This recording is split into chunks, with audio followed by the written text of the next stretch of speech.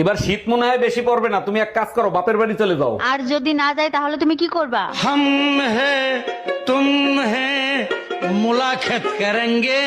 সেই মুলা খেয়ে কম্বলের ভিতর পরিবেশ দূষণ করবা, তাই না? বউ হলো বাল্বের মতো, সংসার আলোকিত করে। ঠিক বলেছো, তাহলে আরো একটা বাল্ব নিয়ে আসি, বেশি আলো হবে।